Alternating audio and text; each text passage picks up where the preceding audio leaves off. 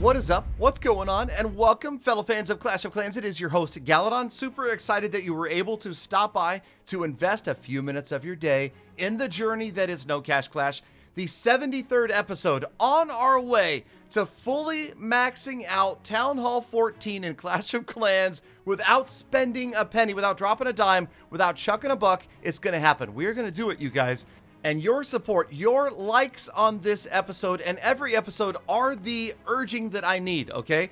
Gently depressing that like button, making it happy, is what makes me happy and makes me say, hey, you know what? We should keep pushing hard and going as fast as we possibly can. Speaking of, get ready. Today's episode, oh man, we are going to go a little bit crazy. Yes, I know the gems are hard fought and slow to come in on a free-to-play account. Today, we're going to blow some serious gem numbers out the door, but I feel like it's worth it, and it is going to continue to blow people away how quickly we level the heroes. So watch for this today, as the heroes are going to do some great work, and, well, we're also going to turn to you guys for your advice on investing. We'll talk about that closer to the end of the episode. For now, notice, what? No dragons? Galadon, what? That's right, so we finally maxed out balloons and minions, decided, hey, let's switch things up. Let's try this. I am, of course, going to be doing other things, like we've got Hog Rider discounts, using that to train up mass hogs, going back to Go Wipe, trying some Valkyries. Whenever there's a discount, I plan on using that to my advantage. You'll notice that right now it feels like Dark Elixir is the one resource we've been able to grab the most of. It almost feels like it's easier to get Dark Elixir than it is the other resources, so I'm happy about that. The heroes are constantly asleep, despite the fact that they are getting crazy expensive to upgrade. And then we've got individual minions like this guy right here, who's going to grind through that Dark Elixir drill. I know it wasn't much, but it was kind of cool that the one minion got the job done, and we were able to pick up a few hundred extra Dark Elixir on the way to filling the storages one more time. And like I said, multiple hero levels. So here we go, talking about spending gems. You'll notice we've got tons of dark. We're almost completely full on gold. This is the standard home village, and we're gonna wander on over here, take a look, and notice that, yeah, we don't have any builders free, yet we're completely full on gold and nearly full on Dark Elixir. So I thought that this might be a good indicator of a time where investing 285 gems in a builder potion would be worth it. So we bite the bullet, we invest 20% of all of our gems in a builder potion so that we can speed things up by a whopping 10 hours. I realize it's not a huge boost, but when you're full on loot like I was here, the only other option was to basically walk away from the game and wait for the builder to finish the Archer Queen before it made any sense to continue raiding, because it would just be overflowing shortly. So there you go. In a couple of hours, she'll be ready, or less. We'll be right back to her and getting her up another level. So fast forward that, watch. Wouldn't it be great if it were always like that? Okay, back on the builder base side real quick, just showing you that the 1-star wonder base is still working. We're now past 2,000 trophies on the builder base side and still consistently winning. So here is, fast forward to just a few more minutes, this is where we did get that builder broken free. We're going to go ahead and spend a bunch of gold on, yes, more walls. There goes 5 million. I gotta tell you, some players say they like to upgrade walls one at a time. I like to do it in big chunks. I don't know, there's something about the feeling of accomplishment when you do like 10 walls at once. And I do feel like the walls are way beyond the halfway point, right? They seem like it. So let's go ahead and double check that by going here. Let's remove all the walls, and immediately we can see that we've got 105 left. 145 are fully maxed out. So yes, we are beyond the halfway point of walls easily, and now it is up to us to continue the grind. Notice the Dark Elixir though, and notice, you ready for this? Archer Queen. Now, I was so accustomed to raiding without an Archer Queen that now that I look back at this raid, it totally should have been Archer Queen snipes the bottom Dark Elixir drill by herself, right? That makes by far the most sense. Instead, I do this. I know, easy to Monday morning quarterback these things, but this was certainly a mistake. We should have used the Archer Queen down here at the bottom, let her snipe this stuff out. At level 20, she's actually, you know, she's holding her own. She's not super strong yet, but she's walkable. If you wanted to do a queen charge, a queen walk with your maxed out healers at Town Hall 9, I think that level 20 is definitely strong enough to achieve that. In the meantime, I don't know. I guess I'm going to have to say I've been raiding without heroes so long that I forgot really what the best practice would be. And I dropped her here up at the top and then everybody else over here.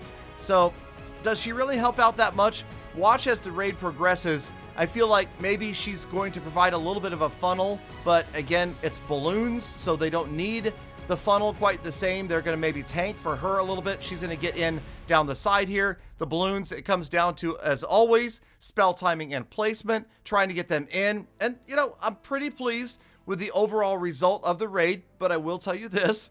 I'm also still just feeling like she's not as strong as I would like her to be. And I believe that can be attributed to the fact that on my main account, I have a level 70 Archer Queen, right?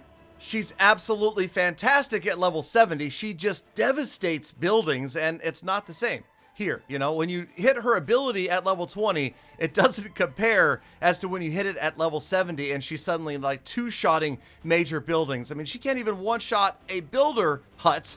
Doesn't feel good. And you know what? Okay. Underwhelmed. Okay raid. But yes, look at the Dark Elixir stores right here. We need to spend it. And here we go. So the level 20 Archer Queen, we had her for one raid only, and she's going back. She's going back to sleep for 3.5 days. What? 3.5 days? That feels like way too long. Way too long. And remember what I said a couple of episodes ago. I said that I fully intended to get my Archer Queen to catch up to the Barbarian King. We wanted to have her at least at the same level. And overall, especially from Town Halls 10 and up, you actually would be better off having a stronger Archer Queen. Because of Queen Walks, Queen Charges, she's more useful. So let's go ahead and catch her up a little bit. Here we go. That's right. The Book of Heroes. Now she's level 21. Now I did this for a couple of reasons. One was because I had so much Dark Elixir. The other was because I had the books.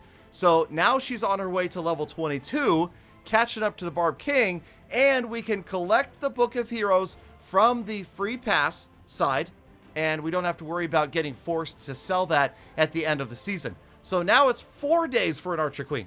4 days. I don't know if I could take this one either. I realize it's just going to get worse.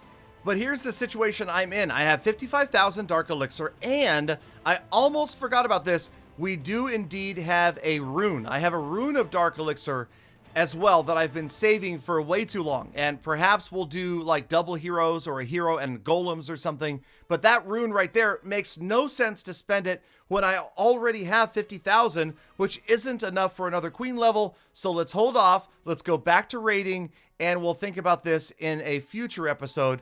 At any point, we're close, you guys. Notice how close we are getting to level 30 heroes, maxed out for Town Hall 9 in record time.